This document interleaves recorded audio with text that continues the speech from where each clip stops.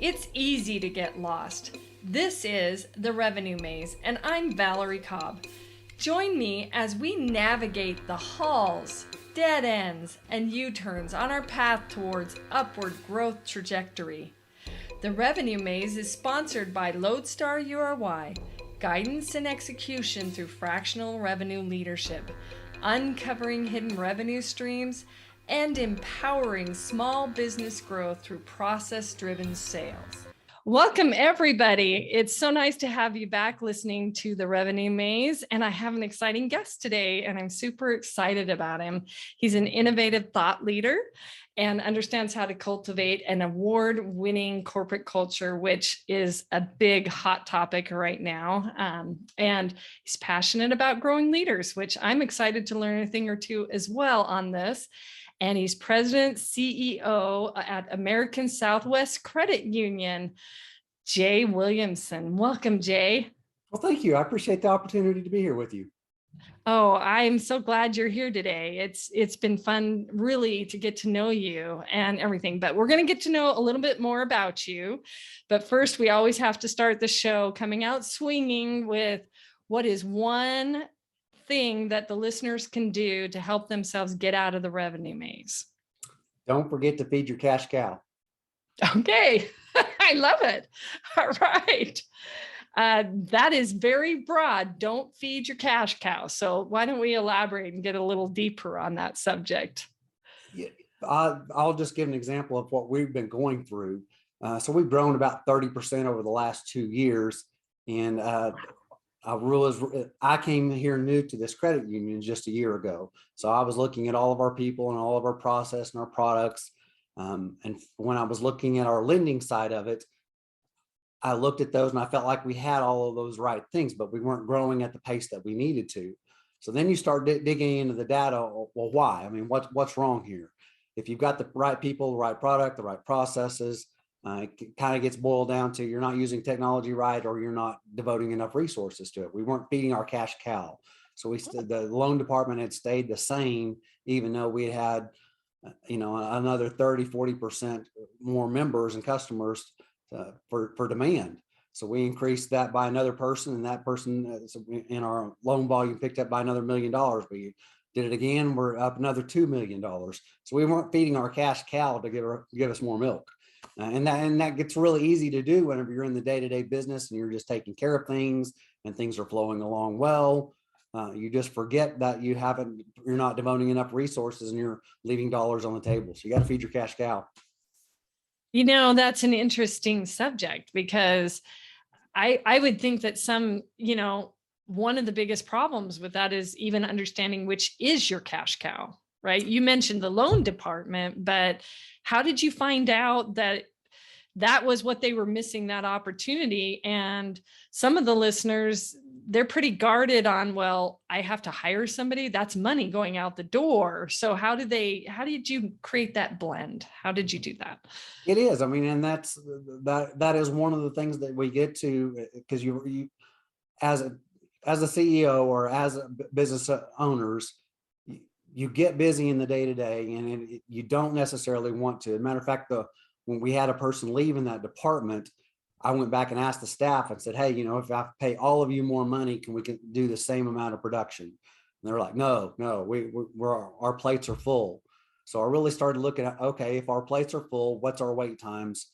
How fast are we doing processing loans? Because loans is by far where my business makes the majority of their money. Okay. So it's easy to look at where we're going to get the most bang for our buck. And as I was looking at those processes and people, I'm a big fan of Marcus Lemonia, and that line comes from him, the people, product, processes. But it works. I mean, whenever you're talking about the revenue maze, there's only a few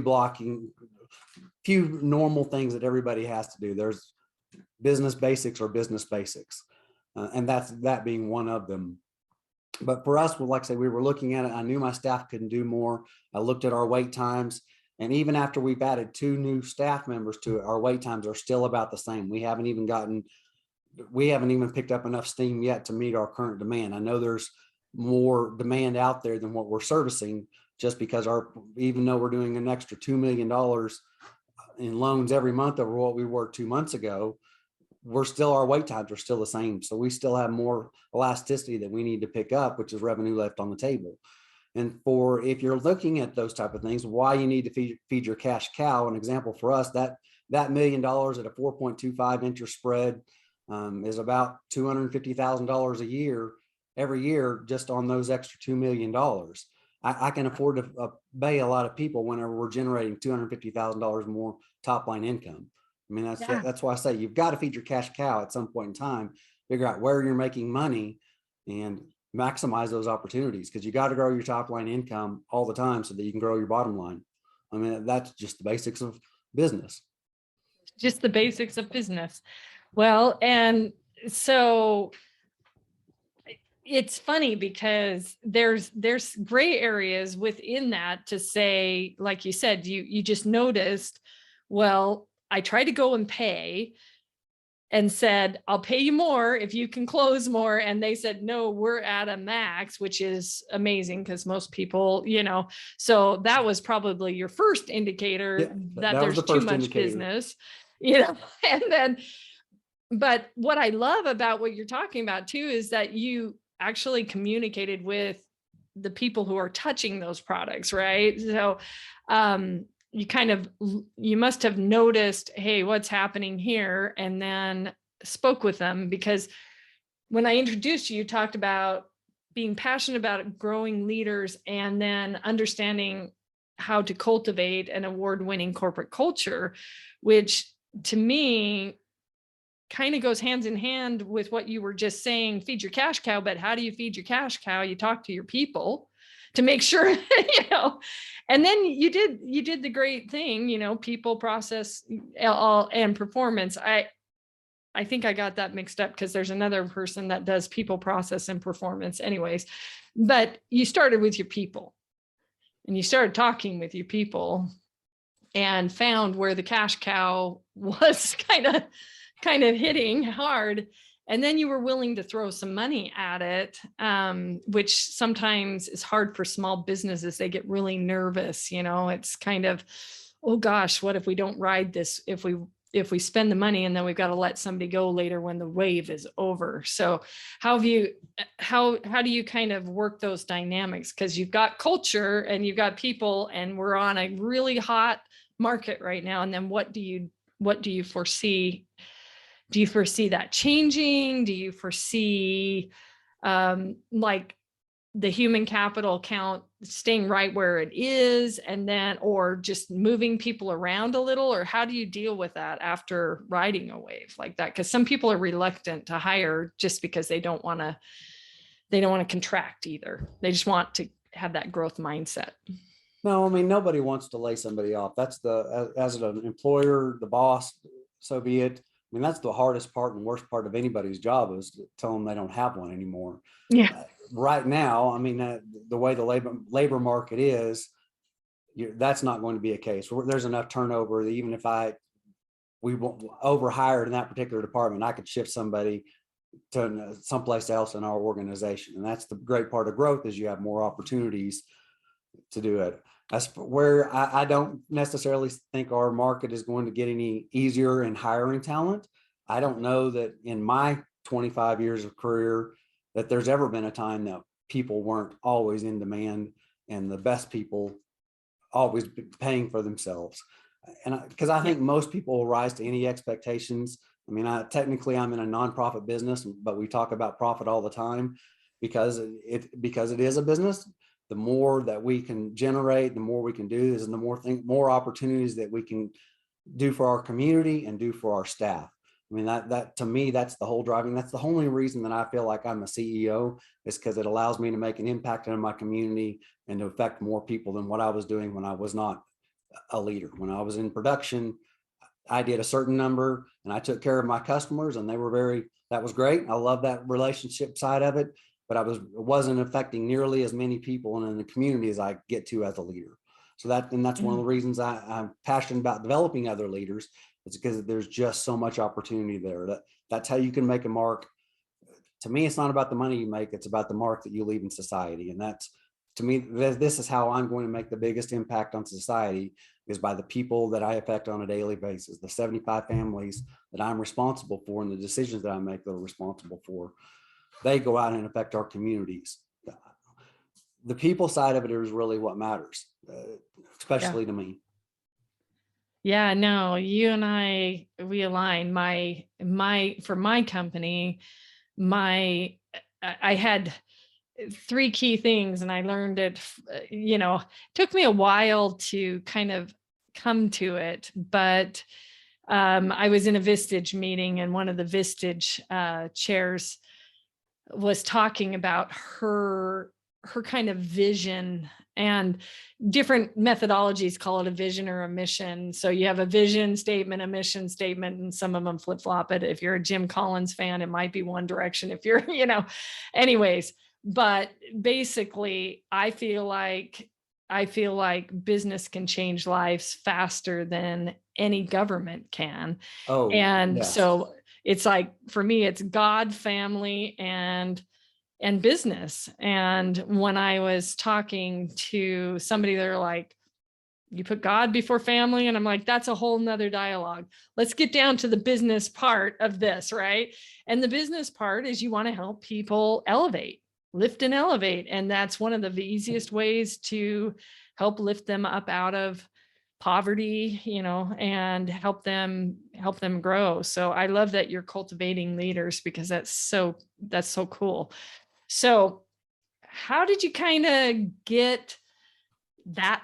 How did you come to that? How did you want to help cultivate leaders? And what started that? Don't go back like 100 years, for sure. But, like, how'd you do that? Why'd you do that? Why are you? It was one of those aha moments in my life. I was talking to a friend, and he brought up being a leader and being a manager, and he said the reason I'm a mechanic is because I know if I turn this particular nut or bolt that I'm going to get this particular result. And he said, I don't know how to do that with people. He said, so that's why, but I can with on mechanics. And I realized, and he said, and I don't know what buttons to push. And I had always at that point in my time in my life been accused of pushing people's buttons. And I realized mostly pushing them for the wrong reasons. But if you think about it as a leader, if you can push somebody's button for the wrong reason, you can also push somebody's button for the right reason. And I knew that if I had that ability to set people off one way or the other, that was my gift and that was my skill. So I realized that I could be a leader and I could push the right buttons in people, get the right responses, and make a difference. And like I said, to me, it won't matter how much money my company makes, but it'll make a difference on how the families are treated, how they're able to take care of it. Because if I can take care of my people, they're going to make a difference in the community. If you can change a community, you can change the world. That's my personal philosophy. So that's how I got to want to be a leader and help develop other leaders, is because I knew I could push the right buttons more times than not.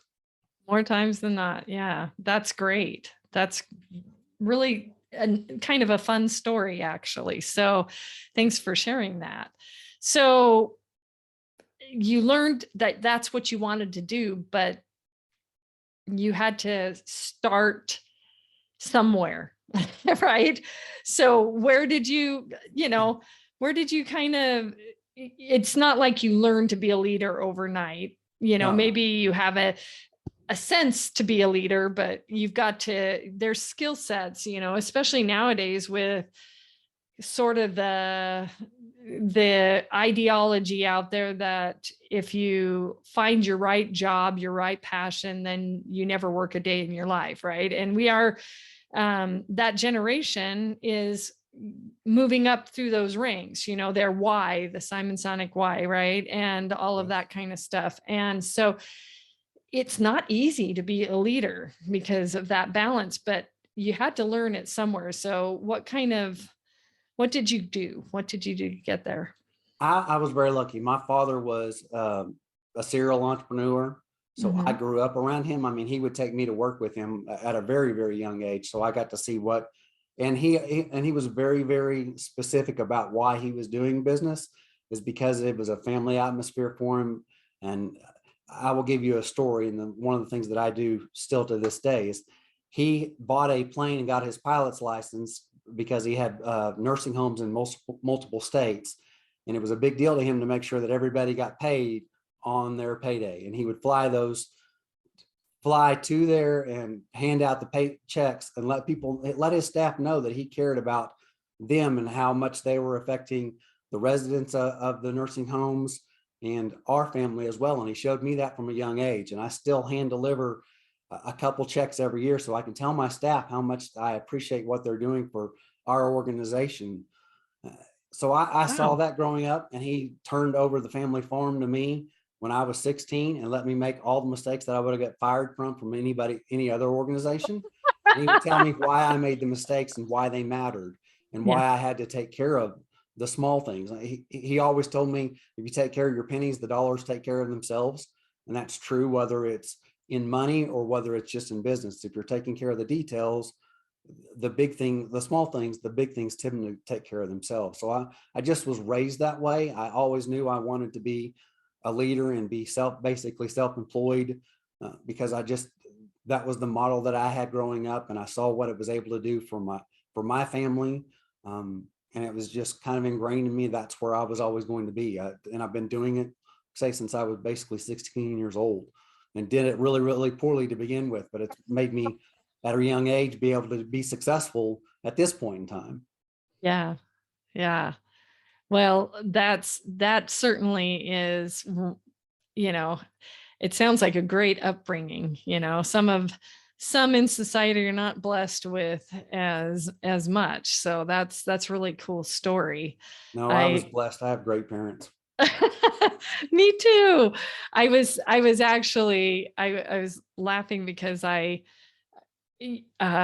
Richard Branson posted on dyslexia, and I thought, this is a great story to share on LinkedIn, because it kind of goes along with what you're saying and working around, as a leader, you have to be able to work around other people's strengths. It's not about you, it's about them. Right. So, yeah, and really that article was, what he had been taught by his parents, and it was that you can do anything, and a lot of engineers and such are, I guess, dyslexic. I had worked for some, and they said there's a statistic on dyslexia, but it was just interesting what he said. And it was just basically kind of what you were taught. Your best leadership coach was your dad. And he told you kind of what you did well, what you didn't do well, and a very safe and warm environment, I'm sure. And then at that point, you could sometimes translate not so that. safe and sometimes not so warm, but well, I coached singers for about 10 years, and I used to tell them, go down to your church and go ahead and volunteer your services so you can get used to being in front of a friendlier audience than the ones that are paying you, right? Doesn't mean that you didn't learn a lesson in there, but it is friendlier. Yeah, no, that's a cool story. Well, good. I'm so excited about that. So do you have some kind of program that you've set up for growth in the credit union that you're working at right now? The sorry, my brain just went blank. American Southwest Credit Union. Yeah, I was like, Southwest. I know. American Southwest. Yes, I'm actually excited to say I was working on it this morning. One of our strategic plan that we did last year was this year to launch what we're calling ASCU University, so that people in our organization can go to each and spend some time in each department, so they understand how the small parts work together, and they can also be exposed to see if there's something else in the organization that they would rather do, so they can find their strengths and really work at their best capacity. Because like you said, it's the fun part about being a leader is finding somebody's strength and allowing them to work in their strength and be successful.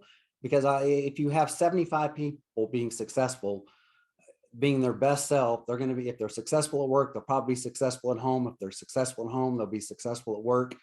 And allows them to live their best life and to impact their family. So that's one of the things that we're doing here, is trying to set up this ASC university so that people can see the whole and get a big picture of it, and also hopefully find their next position where they can really maximize and do what they do best, so that they'll be successful and allow them to earn their best earning potentials. I just really want to set people up to be successful. So that's how we're doing it. And hopefully we'll launch our first class in July of this year. Oh, that's awesome. That's great. I'd love to hear how it turns out for you on that. It sounds like a good program. And the interesting thing is, some of the people listening might not even realize, but in their small organizations, they actually typically have state funding to help train for that. There's a lot of programs out there, grants out there for doing that kind of, to help pay for the programs to do it, so that's really cool, that you're doing that. So are you a Gallup strength? We hired a whole new go ahead. position as a trainer, just to have, don't do the onboarding, but to help run the school. So we've really tried to grow our base. And yes, you have to be committed to it. And it's scary for a small business to hire new people in new positions, but it's what it takes. If you want to scale, and if you're going to be self-employed or have a business, you've got to scale at some point. And that's the whole thing behind this, and how you really maximize your opportunities and the revenue maze. It's just part of it. You have to bite that bullet and say, I'm going to do these things because it's in the best interest of our future. Yeah. Yeah.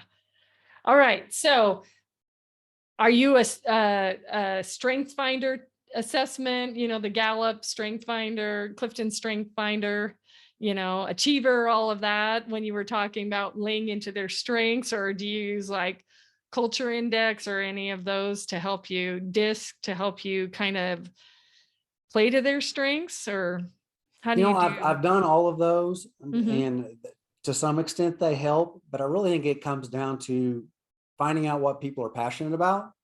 Okay. Because that's whenever they are doing if they're passionate about, that's really when they're going to succeed. It doesn't matter what it is that you can be passionate about, that you're still going to be in your best frame whenever it's something you're excited and really care about.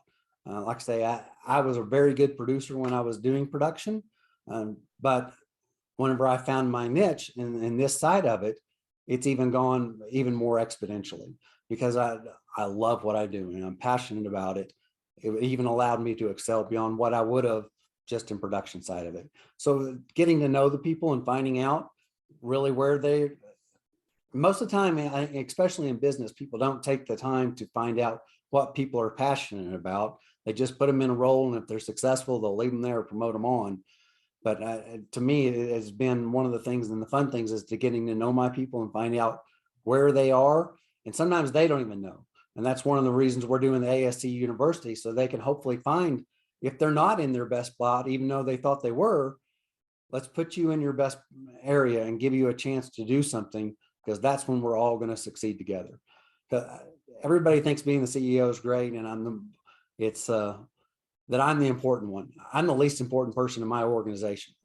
I touch the least amount of people. I do the least amount of work on a daily basis. It's all the other people that are getting everything done. It's not me. So I'm trying to find them and make sure they're doing great. Yeah. Part of the reason I brought up some of the assessments is a subject that you just said. Sometimes they don't even know what they're passionate about. Yeah. And at least it gives me a little bit of a starting point. It's kind of like, do you have teens? I can't remember if you have teens. I have a teen right now. Yes. Okay. Well, it's the whole, how'd you do today? Great. Walk off, that whole, okay, let's have open-ended questions. And sometimes people do clam up when you're trying to help them discover what they're doing. And some get very guarded because it's funny, they come from different, obviously we all come from different backgrounds, but sometimes they, you know, it's like, well, why are you asking me these questions? And I, especially with some of the people I've worked with. So it takes a little bit to tear down those walls and to get them to open up on it, or just being observant, shutting up and listening and being observant, hearing them say something, And so that's why I asked you a little bit about that, but it sounds like you've got it dialed in and you don't get the yep answer. I mean, we do, but I try to every Friday go around and see all my employees and talk to them. And it does Cool. take a long time to break down some of those walls, so people do trust and realize that, I'm not walking around here every Friday just because. It's because I really do care. I want to hear what's going on in your life, and so that we can put 2 and 3 pieces together. Because if I don't get to know you and you don't get to know me, we don't work our best self in it.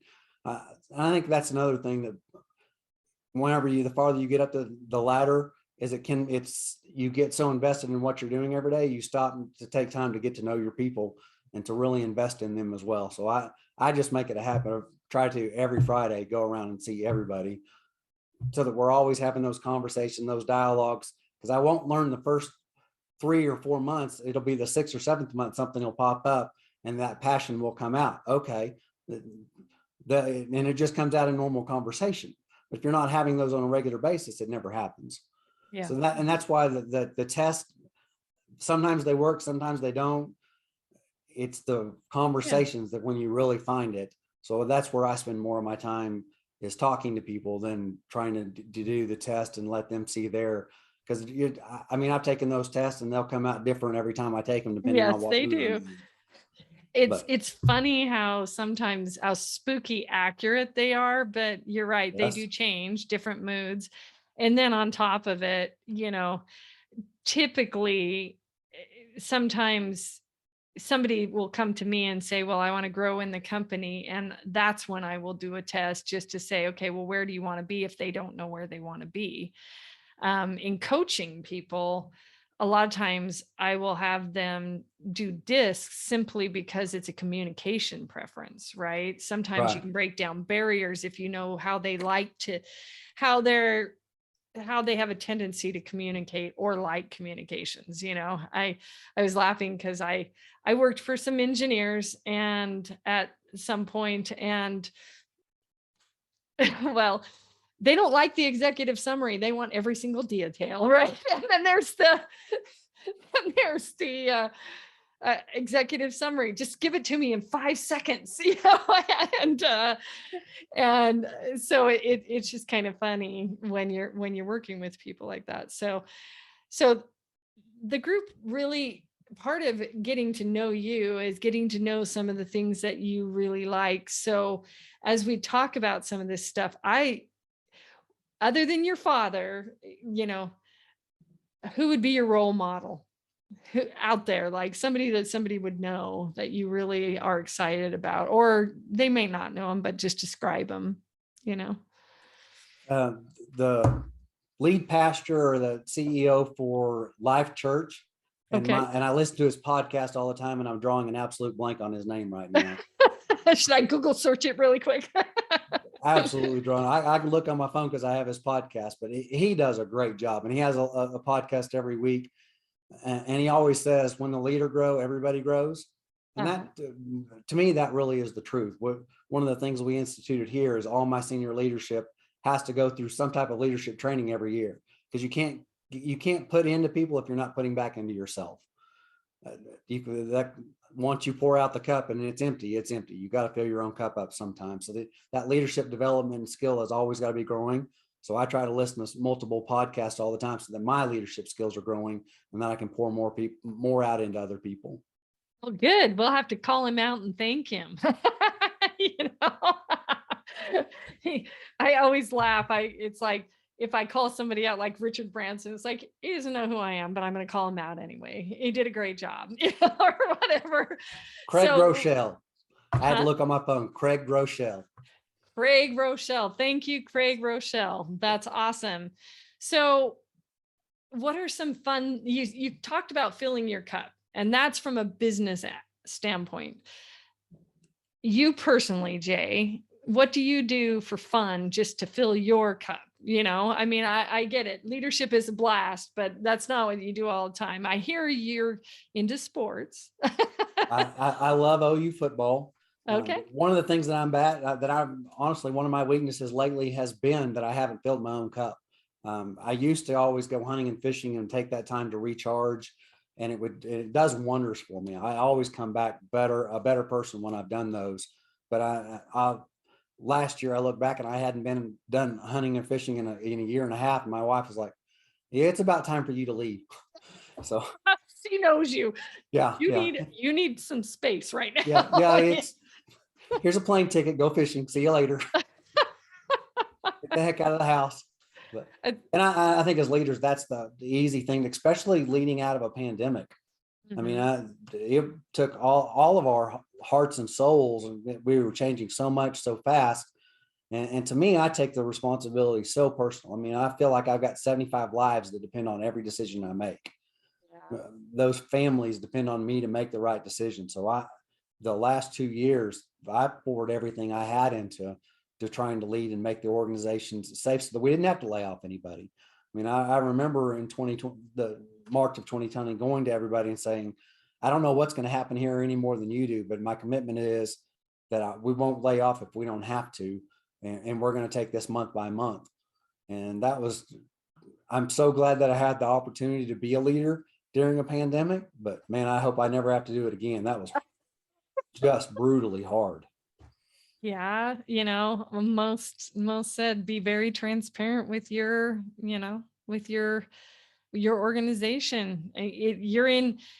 We learned firsthand what it is for what we would call those clauses, act of God, Yeah. Barring any kind of act of God, we will deliver at this date. But COVID was that, it was one of those things that went, oh, that's why that clause is there, not just weather.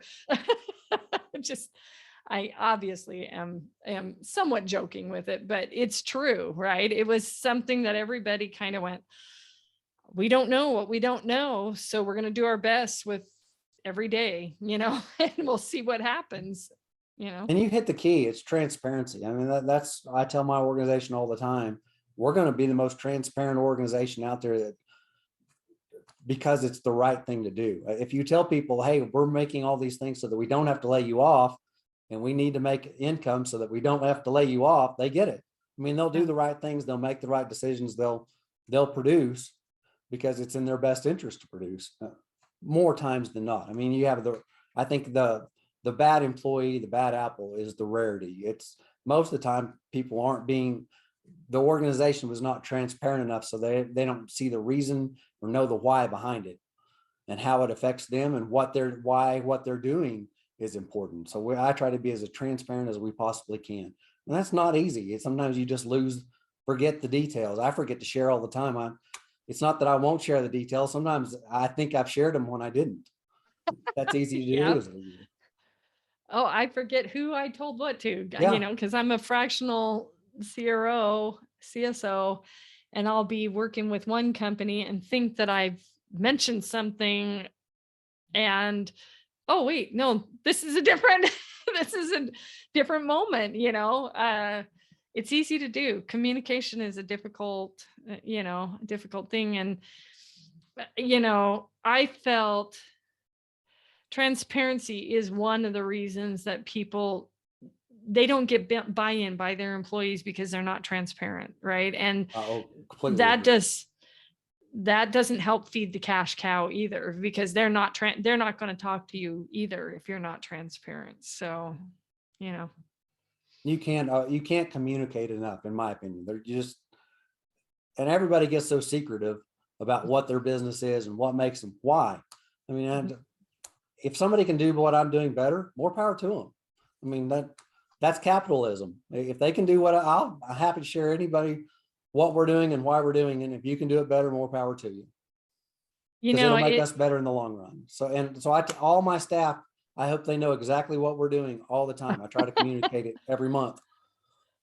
Hey, lift and elevate, right? That Yeah. means that if everything starts to work better, things work better for you, works better for everybody. So it's not, I've had people that are like, why are you training me? And I'm like, well, maybe you want to take my job someday.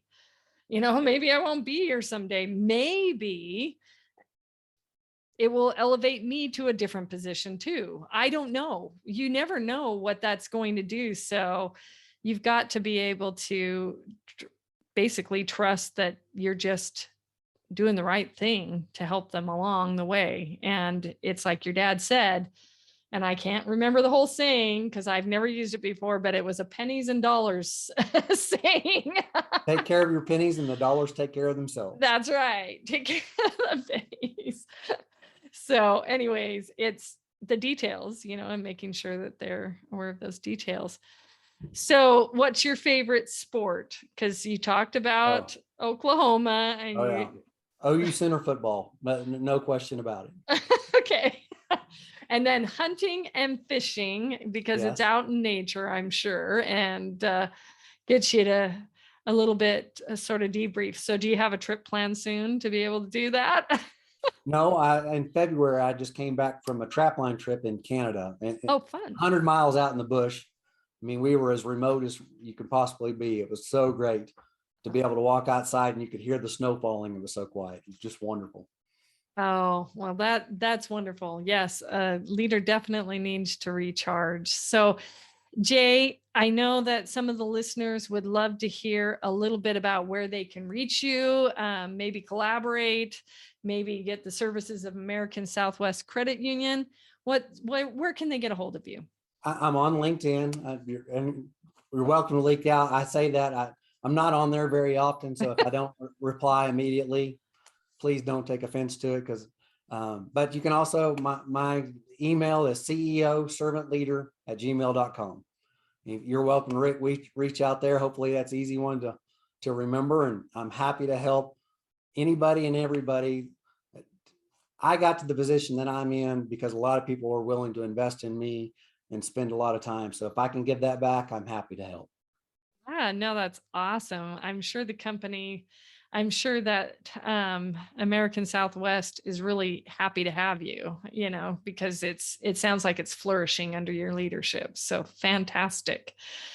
Well, that's pretty much it today, everyone who are listening. I am so grateful that you listened to this podcast.